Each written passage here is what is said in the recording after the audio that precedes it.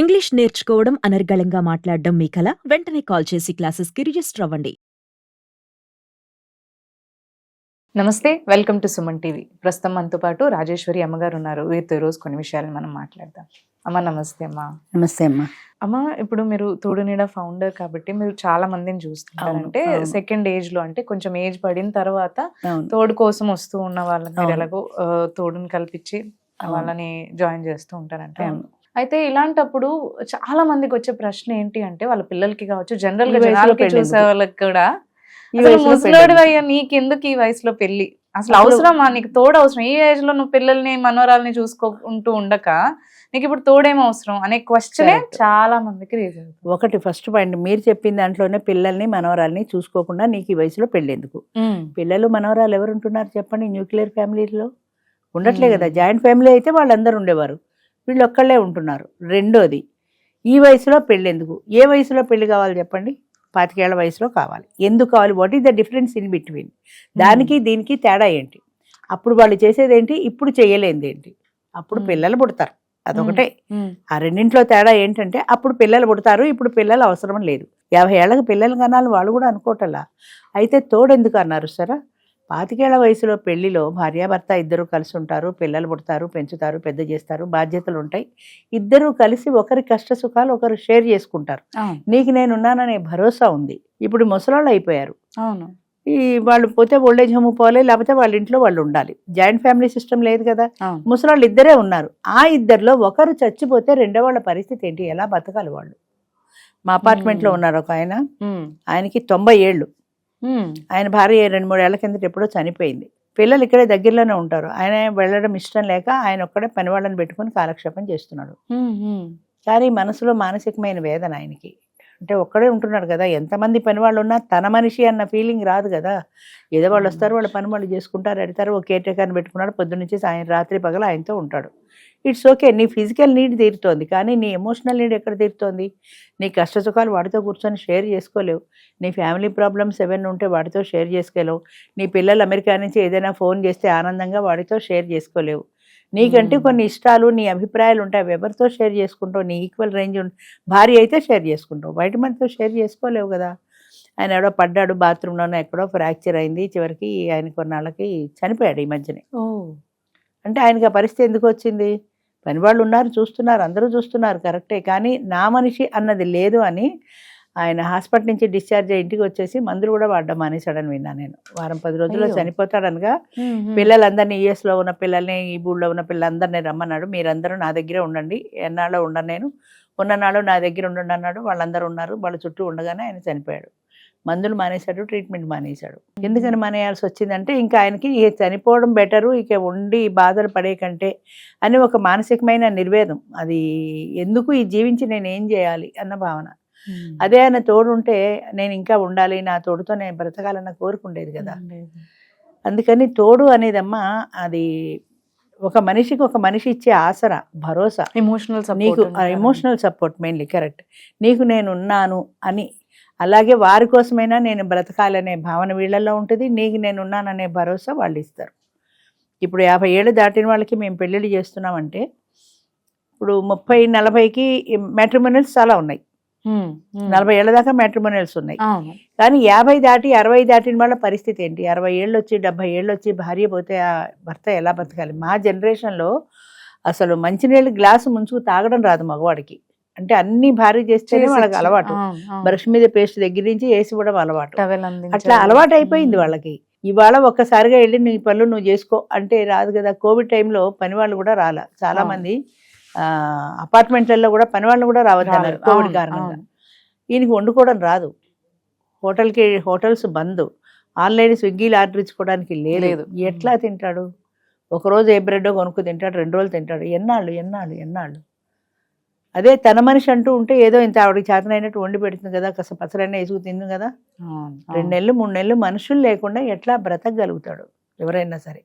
అలాగే ఆడదైనా సరే, ఇప్పుడు బయటికి వెళ్ళడం రాదు ఆవిడకి. మా రోజుల్లో చదువు సంధ్యలు లేవు ఆడవాళ్ళకి. ఏదో మగవాడు సంపాదించి తెస్తే ఇంట్లో వండి పెట్టడం ఒక్కటే వచ్చు ఆవిడకి. బయటికి వెళ్ళడం తెలియదు, మాట్లాడడం తెలియదు, మందులు తెలియదు, తెచ్చుకోవడం తెలియదు. ఆవిడ మందులు అయిపోయాయి, బీపీఓ షుగరో ఉంటుంది, మందులు అయిపోయాయి, మళ్ళీ డాక్టర్ దగ్గరికి వెళ్ళాలంటే భయం. మళ్ళీ కోవిడ్ కూడా ఒకటి ఉంది కదా. ఎలా ఎలా ఎన్నాళ్ళు ఉంటారు వాళ్ళు? అందుకని మనిషికి మనిషి తోడు అనేది ప్రధానమైన అంశం. తోడు నీడ పెట్టడంలో ముఖ్యమైన ఉద్దేశం ఏంటంటే మనిషికి మనిషి తోడు. ఎందుకంటే వాళ్ళకి వీళ్ళు, వీళ్ళకి వాళ్ళు. ఒక మనిషికి ఒక మనిషి తోడుగా ఉంటారు. ఓల్డ్ ఏజ్లో అయినా పర్వాలేదు.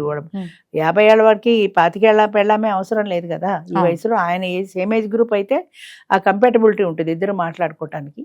ఒకళ్ళకొకళ్ళు సహాయంగా ఉంటారు, ఒకళ్ళకొకళ్ళు భరోసా ఉంటారు. ఈ వయసులో పెళ్ళి ఎందుకు అంటున్నారే, పెళ్ళి అనేది ఒక సోషల్ యాక్సెప్టెన్స్ అమ్మా. మెయిన్లీ ఒక ఆడ మగ 50 ఏళ్ళు వచ్చినా 60 ఏళ్ళు వచ్చినా ఒక ఇంట్లో ఉన్నారు అంటే సమాజం తప్పు పడుతుంది. కాబట్టి పెళ్లి చేసుకుంటే 25 ఏళ్ళ వయసైనా 50 ఏళ్ళ వయసైనా ఈ వ్యక్తి నాది అని చెప్పడానికి ఒక సోషల్ యాక్సెప్టెన్స్ అది.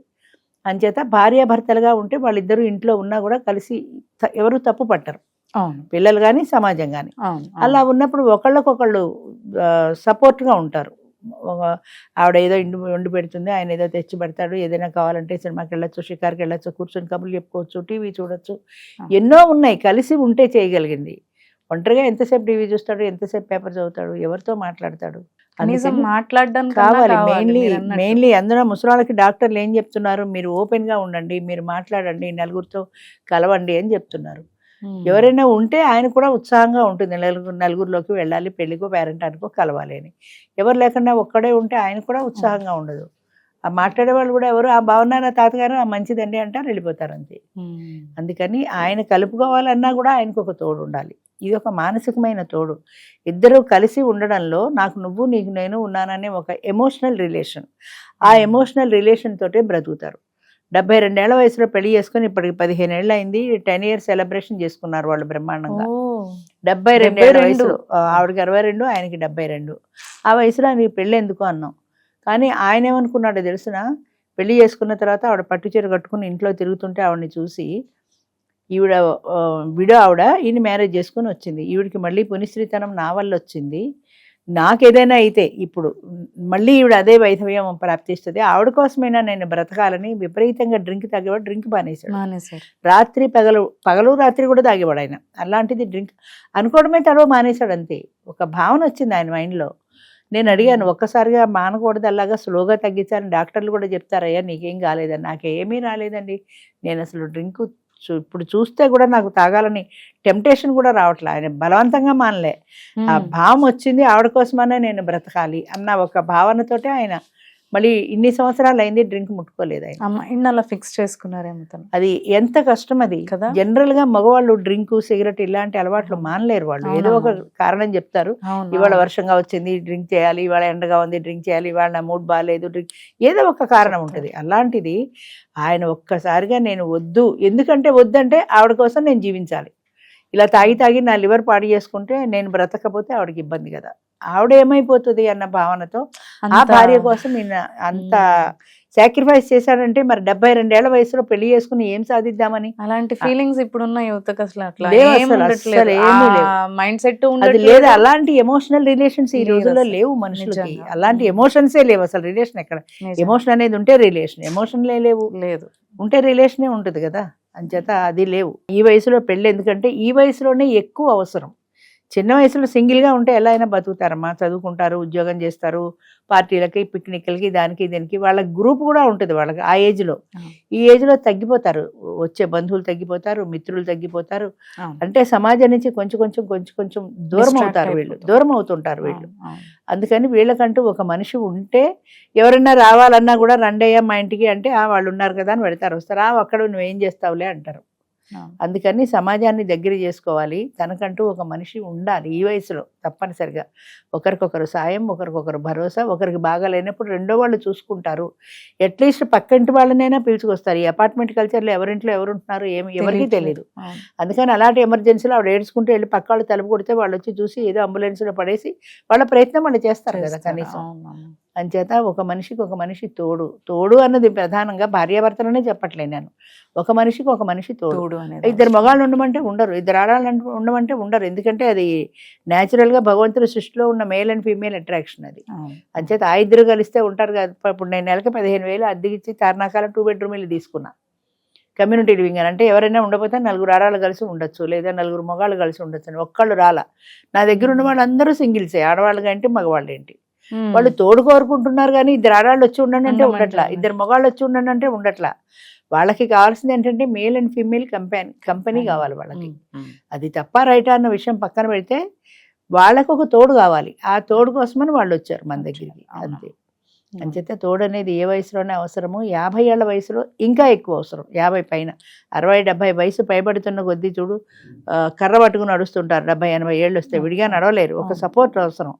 ఆ కర్రలాగా ఆ తోడు మనిషి ఉన్నప్పుడు ఒక ఆసరా, ఆవిడ భుజం మీద చేసుకొని నడవగలుగుతారు, పడిపోతే పట్టుకోగలుగుతారు. అంచేత ఒక ఎమోషనల్ రిలేషను, ఒక ఫిజికల్ రిలేషను, అన్ని రకాలుగాను కూడా ఒక మనిషి తోడు అనేది అవసరం అంట ఈ వయసులో. అలాగే అమ్మా. థ్యాంక్ యూ అమ్మా.